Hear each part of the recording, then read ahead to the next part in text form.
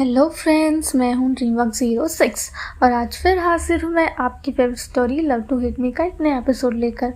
जैसा कि आपको पता है, सारे के सारे नए एपिसोड प्रतिलिपि FM पर हैं, तो प्लीज़ वहाँ जाकर उन्हें पढ़िए और मुझे सपोर्ट कीजिए। तो आइए जानते हैं कब कहानी में क्या हुआ था। पिछले एपिसोड में हमने जाना था कि धवनी अभी से बहुत नाराज़ हो जाती है। धवनी अभी से अपनी दोस्ती तोड़ देती है। दूसरी तरफ सागरिका धवनी को भी वार्निंग देती है कि अबीर उसका है और वो उससे दूर रहे। अब आगे धवनी सागरिका की बातों से हैरान रह गई। सागरिका उसे बड़े ही एटीट्यूड से ऊपर से नीचे तक देखती है और वहाँ से चली जाती है। धवनी वहाँ बहुत कंफ्यूज सी खड़ी रह जाती है और अपने मन में सोचती है कि अबीर तो रेवा से प्यार करता है, अब ये इनके बीच क्या चल रहा है।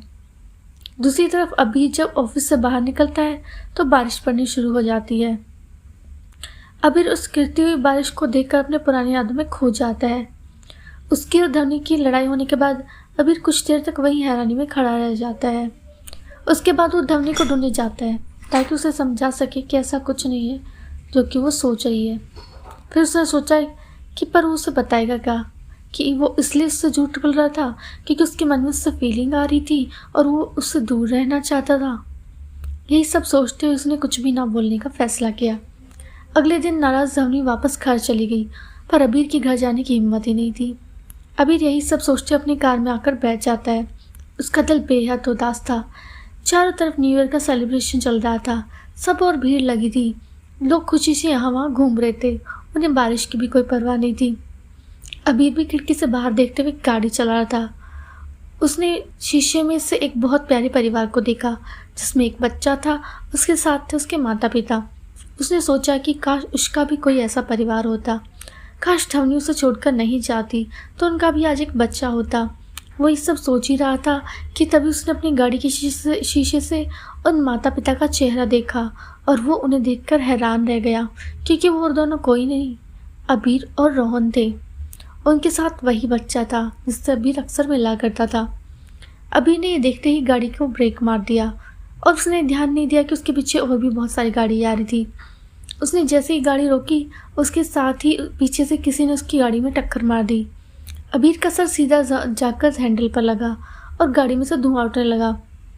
उसकी बंद हुई आंखों ने देखा कि सब लोग उसकी तरफ भागते हुए आ रहे हैं और उसकी आंखें इस सुकून के साथ बंद हो गई कि उन लोगों में धवनी भी थी। उसे लगा कि चलो सही है, अगर आज वो मर जाता है तो धवनी खुशी होगी। क्या ये सही नहीं होगा? धवनी अपनी ज़िंदगी हंसी खुशी जी ले और उसका दिल भी उसके लिए नहीं चलेगा। यही सब सोचते हुए उसने अपनी आंखें बंद कर ली। काफ़ी समय बाद जब उसकी आंखें खुली तो उसने अपने ऊपर तेज़ लाइट को जलते हुए महसूस किया। उसे पता चल गया कि वो हॉस्पिटल में है, पर तभी उसे एहसास हुआ कि कोई उसके सीने से चिपक कर रो रहा है। वो अपने सीने पर गरम गरम आंसू महसूस कर सकता था। उसने जब अपनी आंखें खोली तो उसे लगा कि कोई लड़की उसके सीने पर सर रख कर रो रही है।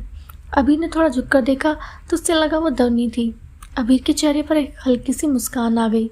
इस दर्द में भी मानो उसको सुकून मिल गया हो। ऐसा लगा मानो तपती ज़मीन पर किसी ने पानी की फुहार डाल दी हो। अबीर उससे पकड़ कर अपने गले लगाना चाहता था, पर उस समय उसकी ऐसी हालत नहीं थी। वो ना तो हिल पा रहा था और ना ही अपनी आंखों को ढंग से खोल पा रहा था। थोड़ी देर बाद उससे बेहोशी ने फिर से घेर लिया। आंखें बंद होने के बाद वो एक अलग ही समय में चला गया। धवनी जब उससे नाराज़ हुई थी तो वो अपने घर वापस नहीं जा रहा था, इसलिए कुछ सोचकर वो अपने मॉम डैड के घर निकल गया। वो खुद ही गाड़ी चला रहा था क्योंकि जब भी वो उदास से डिप्रेस होता था तो वो लॉन्ग ड्राइव पर निकल जाता था। वो अपने विचारों में इतना खोया था कि उसने अपने सामने आ रही गाड़ियों पर ध्यान नहीं दिया और उसी चक्कर में उसकी गाड़ी की टक्कर एक ट्रक से हो गई। अच्छी बात यह थी कि उसके एम्प्लॉय उसके पीछे थी, इसलिए उन्होंने उसे जल्दी हॉस्पिटल भेज दिया। अबीर को कुछ गहरी चोट आई थी जिसके कारण वो बेहोश हो गया था। दूसरी तरफ धवनी गुस्से से अपना सामान पैक करते हुए कह थी, अब मैं इस धोखेबाज आदमी के साथ एक सेकंड भी नहीं रुकूंगी, बस। धवनी कहती जैसे बाहर निकल लगी तभी एक मेड भागते हुए उसके पास आई और घबराहट के साथ बोली, मैडम मैडम वो अबीर सर। पर धवनी उसकी बात सुने बिना बोली, गुस्से से बोली, भाड़ में जाए तुम्हारे अबीर सर।